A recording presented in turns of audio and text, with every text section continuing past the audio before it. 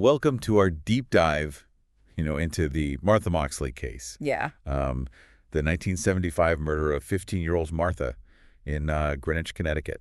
Oh, yeah. This one's fascinating. It is. It's got all the ingredients of a true crime mystery. It does. A young victim, a wealthy family Yeah. with connections to the Kennedys, Yeah. conflicting alibis, Right. a private investigation that only deepened the shadows of doubt. It's a case that continues to fascinate and frustrate For sure. in equal measure, even after all these years. I mean, it's been decades. It has. But this idyllic setting, Right. the brutal nature of the crime, Yeah. the lingering questions surrounding the guilt of the accused have kept this case in the public consciousness for so long. Absolutely. So the murder took place on Mischief Night, Right. the night before Halloween, a time when teenage pranks were expected. Yeah. But amidst the supposed harmless fun, a tragedy unfolded that would forever stain this affluent community. It's so sad. What I find particularly intriguing about this case is how the initial focus of the investigation was almost immediately directed at the Stackle family. Right next door. Yeah, who lived right next door to the Moxley. Literally right next door. Mm-hmm. So Martha was last seen alive at the Skakel residence Okay. with two brothers, Tommy and Michael Skakel. Right? Hours later, her body was found in her own backyard, brutally beaten with a golf club. That detail about the golf club is significant. Oh, yeah. It matched a set that belonged to the Skakel's late mother, Oh, wow. immediately placing suspicion on the brothers. Okay, so let's talk about these brothers. Okay. Tommy was said to be infatuated with Martha, Okay. even making unwanted advances toward her as evidenced by entries in her diary. Really? Michael, on the other hand, had a reputation for being volatile Oh. and had issues with alcohol, At that age? even at that young age. Wow. Yeah, and these differing personalities play a crucial role, I think, in understanding the dynamics at play that night. I think so, too. You have Tommy, possibly driven by unrequited affection, Mm-hmm. and Michael, known for his impulsiveness and potential for aggression. Yeah, and we see that even at a young age. Right. Right. Both brothers provided alibis, Okay. but the investigation, already hampered by the limitations of 1975 technology, Oh, yeah. was further complicated by a web of conflicting statements and shifting narratives. And this is where the role of Kenneth Littleton, the tutor hired by the Skakel family, just that day becomes crucial. Oh yeah, the tutor. He claimed to be watching a movie with Tommy at the time of the murder, providing an alibi for the older brother. So that clears Tommy. But there's a twist. Uh-oh. Littleton's life took a downward spiral shortly after the murder. Oh, really? He battled with bipolar disorder and seemed to be haunted by the events of that night. Wow. And to make things even more suspicious, Rushton Skakel, the boy's father, fired him soon after. The firing of Littleton is one of the most baffling aspects of this case. It is. Why dismiss someone who could potentially exonerate your son? Was Rushton trying to control the narrative? Yeah. Did he suspect Littleton's involvement, or was he perhaps protecting his sons from something more sinister? Right. I mean, what's going on Yeah. there? So years went by with no arrests, leaving Martha's family in agonizing limbo. Yeah, Rushton Skakel, frustrated by the lack of progress, right. hired a team of private investigators Okay. to delve deeper into the case. Right.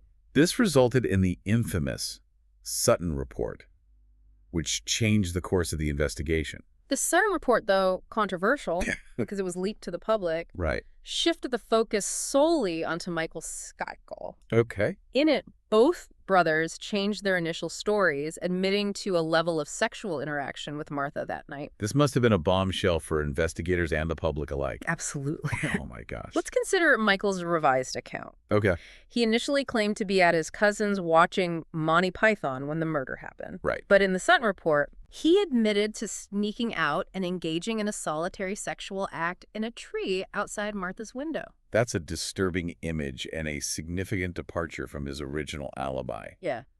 It suggests, at the very least, a willingness to deceive and perhaps a darker obsession with Martha. Exactly. This revelation, coupled with his known behavioral issues, painted a very different picture of Michael. Yeah. And fueled the suspicion surrounding him. Right. And remember, Tommy's story changed too? Oh, right, yeah. He initially said he went inside after Martha left. Mm-hmm. But in the Sutton report, he admitted to staying with her for a while longer and engaging in heavy petting. Okay, so both brothers placed themselves at the scene of the crime in a more incriminating way than their original alibis. Right. This naturally led to increased scrutiny and eventually Michael Skakel's arrest and trial.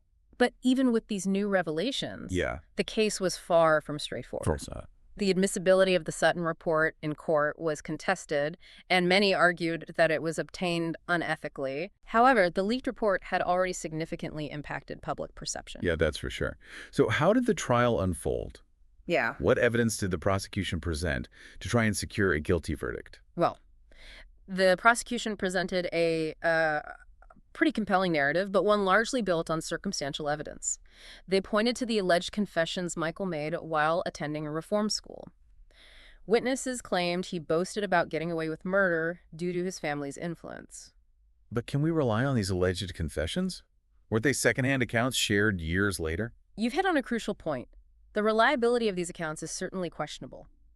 Memories can be distorted over time, and the desire to be part of such a sensational story might have influenced some witnesses. Without a direct confession from Michael or corroborating evidence, the legal weight of these statements is debatable. And wasn't there also something about a book proposal Michael was working on that was brought up during the trial?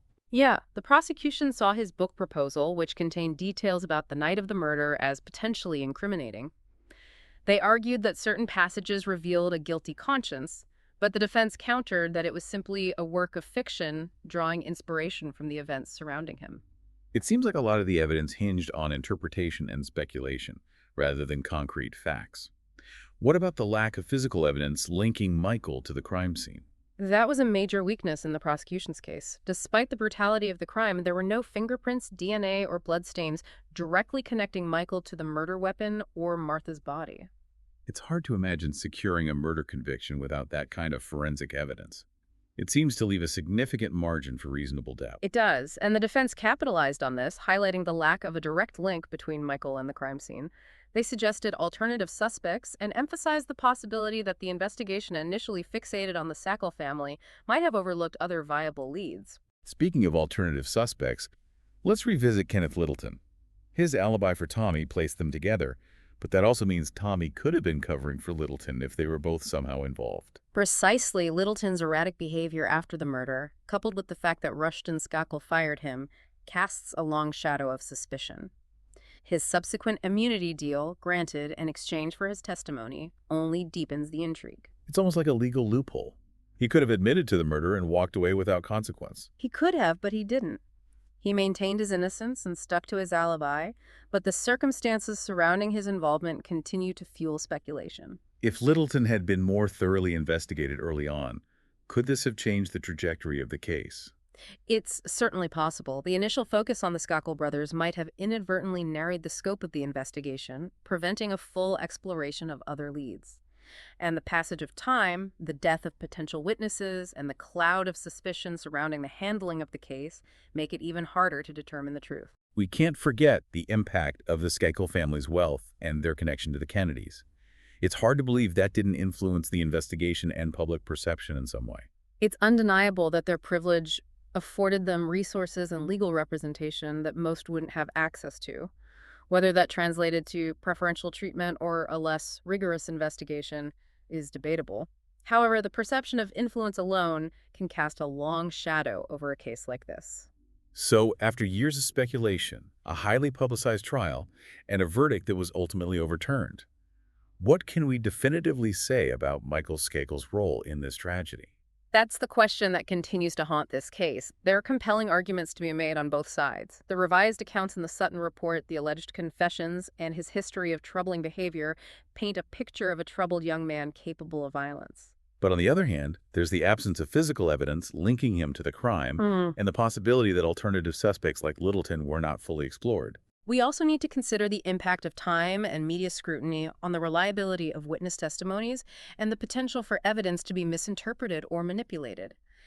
This case is a stark reminder that even in a society obsessed with true crime, the pursuit of justice can be a labyrinth of uncertainty. Before we delve further into the complexities of this case, let's pause to consider the deeply personal tragedy at its heart, the brutal murder of a 15-year-old girl, and the decades of anguish her family has endured. It's crucial to acknowledge the profound impact this crime has had on the Moxley family. Their tireless pursuit of justice for their daughter is a testament to their unwavering love and their determination to find the truth no matter how painful that journey might be. This deep dive has only just begun to uncover the layers of this intricate and tragic case. As we continue our exploration, let's examine the various pieces of evidence, weigh the different theories, and try to understand the psychological and social forces that might have contributed to this senseless act of violence. Okay, so we've talked about the lack of physical evidence Right. and the questionable witness testimonies. But what about motive? Yeah. What could have driven someone to commit such a brutal act against a seemingly well-liked teenager? That's the million-dollar question in this case. Yeah. Some theories point to a possible romantic rivalry. Okay. We know from Martha's diary that Tommy had made unwanted advances towards her. Could that have fueled a jealous rage? Yeah, or could it have been Michael struggling with his own emotions Yeah. and perhaps fueled by alcohol who lashed out violently? Those are possibilities. Right. But we have to be cautious about assigning motives based solely on speculation and circumstantial evidence. It's also possible that this was a crime of opportunity, a chance encounter with someone who had no prior connection to Martha. It was mischief night, after Yeah, all, right. a time when groups of teenagers might be roaming around, perhaps emboldened by a sense of anonymity and the chaotic atmosphere. Right. Could that have created an environment where a random act of violence was more likely to occur? That's certainly a factor to consider. The mischief night backdrop adds another layer of complexity to this case, making it even harder to discern intent and separate youthful recklessness from deliberate malice. Let's go back to Michael for a moment. Okay. That detail about him sneaking out and engaging in a solitary act outside Martha's window, Yeah, it's unsettling, to say the least. it's definitely disturbing behavior. Yeah. Some might interpret it as a sign of obsession or even a twisted fantasy. But it's important to remember that adolescent behavior can be erratic and difficult to decipher. Does teenage angst really equate to homicidal rage, though? Not necessarily, but it does raise questions about Michael's emotional maturity, impulse control, and his perception of boundaries. And then there's the fact that he initially lied to the police about his whereabouts that night, Right. and his story changed again in the Sutton report. Yeah. It's hard to trust someone who keeps shifting their narrative, especially in a murder investigation. Right. Those inconsistencies definitely erode his credibility. Yeah. It creates the impression that he's hiding something, even if those changes were driven by fear or panic rather than guilt. So we're left with a tangled web of circumstantial evidence, conflicting accounts, and a lingering sense that the full truth might never be known. After all these years, after trials, appeals, and overturned convictions, do you believe Michael Skeckel killed Martha Moxley? I believe he was likely guilty, but not beyond a reasonable doubt. Okay. The evidence against him is compelling, but it's largely circumstantial. The Yeah. lack of physical evidence, the inconsistencies in witness testimonies, and the potential involvement of other individuals create enough uncertainty to cast doubt on a definitive guilty verdict. It's a case that seems destined to remain shrouded in mystery, a tragic reminder of the limits of our justice system and the elusiveness of absolute truth. And this deep dive has offered a glimpse into the complexities of this case, the weight of evidence, and the human toll of a crime that continues to resonate decades later. We've explored the events leading up to Martha's death, examined the key players, and analyzed the evidence that has fueled speculation and debate for years. It's important to remember that behind the legal arguments and forensic details lies a profound human tragedy. Absolutely. Martha Moxley was a young girl whose life was brutally cut short. Her family deserves answers, and while those answers may never fully materialize, their tireless pursuit of justice is a testament to the enduring power of love and the importance of seeking truth, even in the face of overwhelming uncertainty. If this deep dive has sparked your curiosity, I encourage you to explore the source material further. Consider the various perspectives presented and draw your own conclusions about this haunting case.